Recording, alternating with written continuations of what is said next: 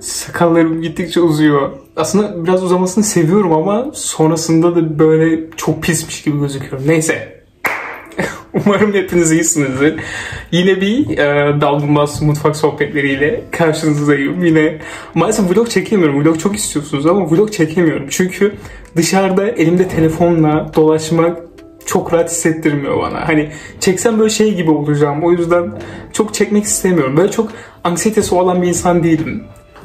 Sosyal anksiyetesi olan, böyle dışarıda bir şeyler yapmaya çekinen birisi değilim. Ama elimde telefon olunca, koskoca bir telefon veya kamera olunca böyle şey oluyorum. Küçük vlog kameraları var ya, onlardan alacağım ve size çekeceğim vlog. Gerçekten. Söz veriyorum buna. Neyse, bugün ne yapacağız? Bugün tabletim yanımda ve ben Twitter'ı kullanmayı çok severim. Tamam mı? Twitter böyle kafamı dağıtmak, bazen de bir aralar gerçekten Twitter çok fazla beni depresyona sürüklüyordu. Ama hani her şeyi, böyle toksik şeyleri uzaklaştırdıktan sonra gayet güzel bir yer gerçekten.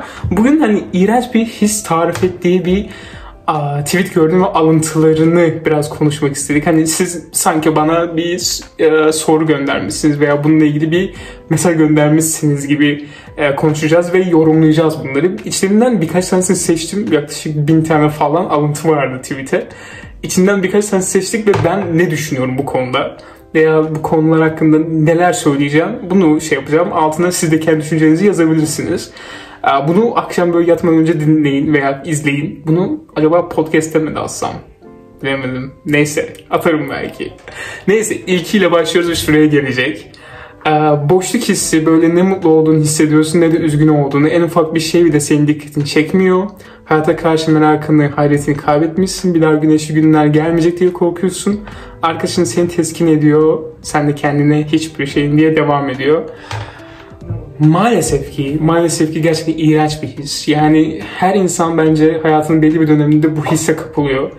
Ve hani her insan kapıldığı için de maalesef ki Türkiye'de yaşıyoruz ve hani bazı şeyler birden bitecekmiş hissi. Hani bazı şeyler kötüye gidecekmiş ya da hep böyle gidecek ya da hani hiçbir şey güzel olmayacakmış gibi hislere kapılıyorsun. Maalesef anksiyete böyle bir şey ve gerçekten herkes bunu düşünüyor. Hani ne kadar bunun zenginlikle veya fakirlikle bir alakası olduğunu düşünüyorum ben. Tabii ki de çok büyük bir etkisi var ama gerçekten insanlar hani bazı şeyleri rayına oturtuyor ama sonra şey diyorsun, ya buraya oturttuğum şey yine raydan çıkarsa veya hani başka bir yere giderse falan diye. Ama maalesef ki hani böyle şeyler, böyle hislere kapıldığımda şey diyorum, hayat ciddiye almak için çok ama çok kısa. Gerçekten hani böyle şey gibi başlamak istemiyorum ama gerçekten öyle. Hani hayat ciddiye almak için çok kısa. Seni mahveden bir duyguya yaşamak zorunda kalmak. Bu işte az önce konuştuğumuz şeyle de alakalı. Hani bu duygu ne bileyim sevgili veya eksine ait bir duygu da olabilir veya herhangi bir duyguyu buraya yazabilirsin. Bu duyguyla yaşamak zorunda değilsin bu arada. Hani gerçekten bazı insanlar evet takılı kalıyor, işinden çıkamıyor ve bir cevap bulmaya çalışıyor, bir yöntem bulmaya çalışıyor ama maalesef ki hani bazen bulamıyorsun ama bununla yaşamak zorunda değilsin.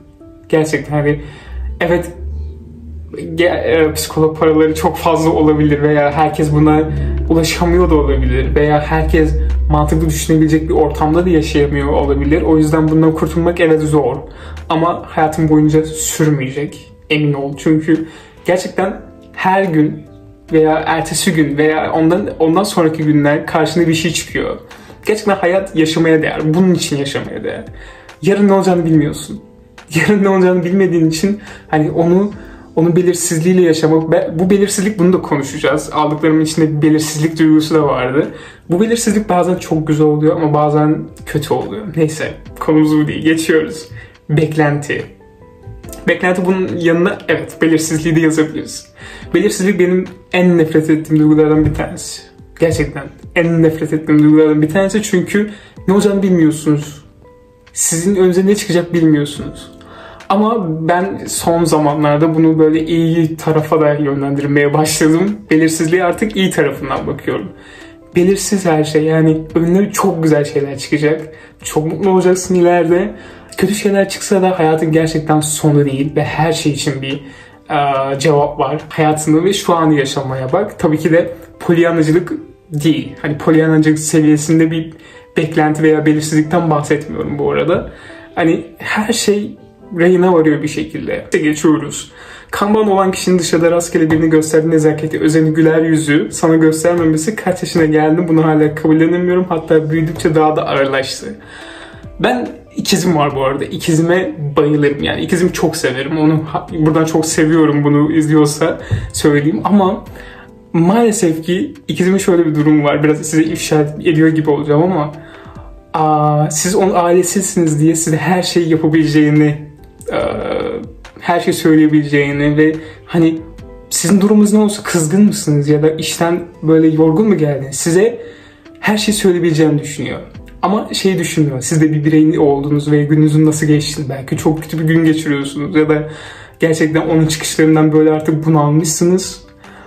Bazı şeyler içinize atmışsınız ve bunu bilmiyor ve size hani gerçekten bağırabildiğini düşünüyor. İşte bunu şu an kardeşim buradan yermek istedim. Hani eleştiri şey yapmak istedim. Tabii çok fazla kabul etmiyor eleştiriyi de ama yani yine de ben söyleyeyim. Belki bunu izler ve bir şeyler çıkarır buradan. Bilemiyorum artık. Geçiyoruz. Yaptığım espri anlaşılmayınca açıklamak zorunda kalmak. Dünyanın en kötü hissi. Dünyanın en kötü hissi bu arada. Yaptığın espriyi kimse anlamıyor. Sonra şöyle devam ediyor. Yani şöyle. Yani şöyle falan diye.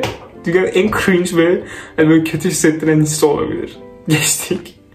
İyi biri olarak gördüğün ya da güvenebileceğini düşündüğün kişinin hiç düşünmeden kırıcı cümleler kurup seni üzebileceğini düşünmemesi ve o an hiçbir şey demeden sadece yüzüne bakmak. Şöyle,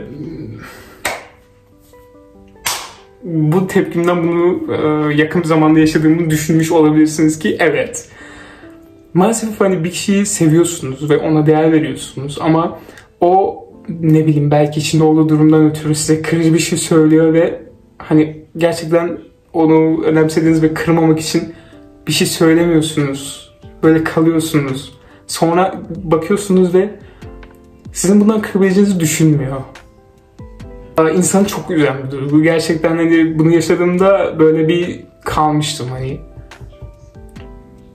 Tarifsiz bir duygu. Gerçekten iğrenç bir duygu. Şu an onu tekrar yaşadım.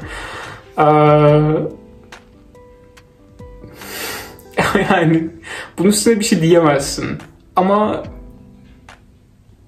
biraz beklemek, bunu umut etmek, onu hani bunu görecek mi diye bakmak da biraz kötü bir his. Bekliyorsunuz bunun farkına varacak mı diye ama farkına varmıyor. Böyle kalıyorsunuz. Neyse geçiyoruz. Bunu niye aldım ben? Ben niye bu hissi aldım bilmiyorum ama neyse. Yapmaz dediğin her şeyi yaptığını görmek. Maalesef ki böyle bir şeye daha önce şahit olmadım. Yani çevremdeki hiçbir insandan hani benim bunu da yapmaz ya falan deyip yaptığını görmedim. Umarım ileride de görmem ama buna hazırlıklıyım. Çünkü insanların çoğu bunu yapıyor. Ama büyük olasılıkla yapanlar olmuştur diye düşünüyorum. Çevresindeki insanlarından. Çok büyük bir çok iğrenç bir his. Yani tarif edilemez çünkü asla beklemiyorsunuz ve büyük bir hayal kırıklığıyla karşılaşıyorsunuz. Ama bunların hepsinin arkasına söyleyeceğim bir söz var. Hiçbir şey sizden önemli değil. Gerçekten ne kadar yıllık arkadaşlarınız olsa da hiçbir şey sizden önemli değil. Sadece bunu biliyorum. Geçiyorum. Neyse aklına gelirim boş verişi. O boş veriş mi? Yoksa o boş veriş seni her gün düşünüyorum. Acaba bugün aklına gelecek miyim düşüncesi mi? Bunu bilemezsin. Neyse gerçekten çok kötü bir yere gidiyor bu video ya. Gerçekten hani karşınızda ağlayabilirsem ağlarsam büyük olsa şaşırmayın. Geçiyoruz. Aşka dair pozitif hayaller uğruna emekler verip şairane hislerini kalemle taşlandıktan sonra reddedilmek. Aslında bunu şöyle ayırabiliriz. Çok büyük hisler beslediğim bir insan sizi reddediyor. Veya yani çok büyük bir aşk yaşadığınız, bir uzun sevgililik yaptığınız bir insan sonra sizi aldatıyor. Şöyle reddedilmek o kadar kötü bir duygu değil. Ben de reddedildim. Evet böyle üzülüyorsunuz, şey yapıyorsunuz ama ona açılmasaydınız gerçekten o da dünyanın en kötü hissiydi. Hani şey yapıyorsunuz, kafanızda kuruyorsunuz. Acaba ne düşünüyor, ne yapıyor falan diye, benim hakkımda ne düşünüyor diye kafanızda kuruyorsunuz. Ve dipsiz bir çukur. Bakın, dipsiz bir çukur. O yüzden hani bu daha kötü bir his. Reddedilmekten daha kötü bir his bu arada. Tabii ki de aldatılmak benim asla affedemeyeceğim ve dünyanın gerçekten, sizin için değil bu arada, karşıdaki insanın o kadar bir küçülten bir his ki. Hani saatlerce konuşabilirim aldatan kişi için. Ama gerçekten bazı insanlar hani aldatıldım, of çok kötüyüm, ona yetemedim diye düşünüyorlar böyle. Ama emin olun size hiçbir kötü durum yok. Yani gerçekten %95 oranında söyleyebilirim size. Sizde hiçbir kötü bir durum yok. Neyse, bir daha görüşmeyeceğiz insanlarla anıları hatırlamak, fotoğraflarımızı görmek. Lise, üniversite arkadaşlıkları bazen. Ama bunu şöyle şey yapabilirim.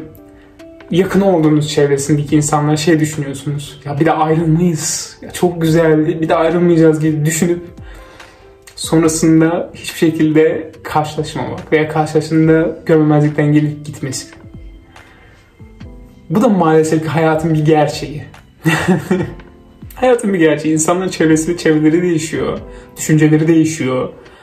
Maalesef bazen ayrı kalabiliyorsunuz. Farklı coğrafyalar diyeyim. Böyle şeyler olabiliyor.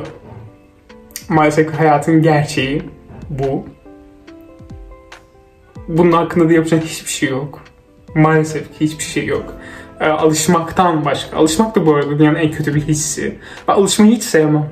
Gerçekten alışma durumunu hiç sevmem. Yani bir şeye alışmam, birini vefat etti ama elinden hiçbir şey de gelmiyor.